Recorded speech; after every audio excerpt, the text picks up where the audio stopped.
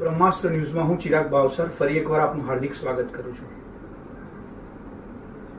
ઘોડા છૂટી ગયા પછી તબેલાને તાળા માર્યા જેવી પરિસ્થિતિ સર્જાઈ છે। અત્યારે વાત કરીએ છીએ આપણે રાજકોટ કાંડની। હાલ અમદાવાદ કોર્પોરેશને બધા જ ગેમ ઝોનમાં સર્ટિફિકેટની માંગણી કરી છે, ચકાસણીની માંગણી કરી છે, પણ ક્યારે?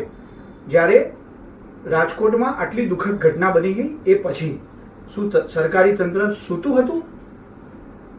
ન્યૂઝ ચેનલના માધ્યમથી આપને હું અપીલ કરવા માંગુ છું, દેશના નાગરિકોને અપીલ કરવા માંગુ છું કે શું આપણે સરકારને સવાલ ના કરી શકીએ?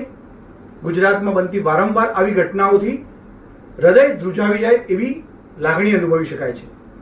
ત્યારે ગુજરાતમાં એક પછી એક આવા બનાવ બને છે। સૌપ્રથમ તક્ષશિલાનો બનાવ બન્યો, 21 નાના ભૂલકાઓની જાન ગઈ। આજ દિન સુધી પીડિતોને ન્યાય નથી મળ્યો। તેવા સંજોગોમાં રાજકોટની એક ઘટના આપણા માટે બહુ મોટો સવાલ ઉભો કરે છે। સરકારી તંત્ર, સરકાર આ બધા શું મળેલા છે?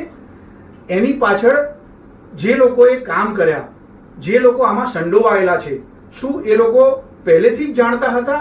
આ બધા સવાલો જવાબ વગરના સવાલો છે।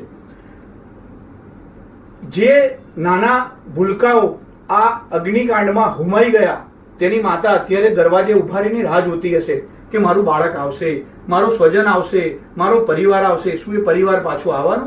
ના। બદલાયું છે શું?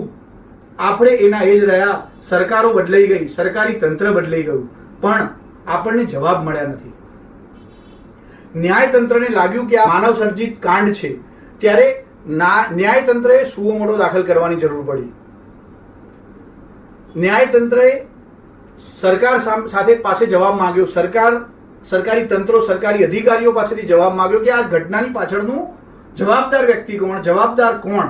તો આપણે એક નાગરિક તરીકે આપણી ફરજ બને છે સરકાર સામે અવાજ ઉઠાવીએ, ચાહે પક્ષ હોય ચાહે વિપક્ષ હોય। નેતાઓ પોતાની સંવેદના ઠાલવીને જતા રહેશે, ભોગવવાનું કોણે આવશે? સામાન્ય જનતાએ।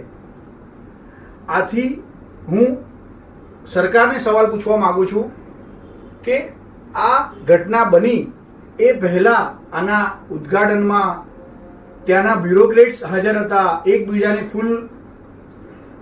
ફૂલની ગુસ્સાઓ આપીને એકબીજાનું સ્વાગત કર્યું છે। આના માલિકો સાથે એ લોકોના અંગત સંબંધો છે જે ફોટો દર્શાવી રહ્યા છે। તો શું તમે જાણતા હતા કે આ લોકો વગર લાયસન્સે, વગર પ્રિકોશને આટલું મોટું ગેમ ઝોન ઉભું કરી રહ્યા છે? કોઈને પડી નથી। લોકશાહી દેશ છે, પણ લોકોને પૂછવાનો અધિકાર નથી। આથી નાગરિકોને હું અપીલ કરું છું કે જેમ સંવિધાને આપણને ફરજો આપી છે, જેમ તેવી રીતે અધિકારો પણ આપ્યા છે। આપણે સવાલ કરી શકીએ, શું કામ નહીં? આથી આપને નમ્ર વિનંતી કે આપ સૌ સરકાર સામે સવાલ કરો, આપણને અન્યાય થતો હોય તેની સામે સવાલ કરો। અંતે દરેક મૃતકોના આત્માને શાંતિ આપે એવી ભગવાનને હું પ્રાર્થના, અભ્યર્થના કરીશ। જય હિન્દ।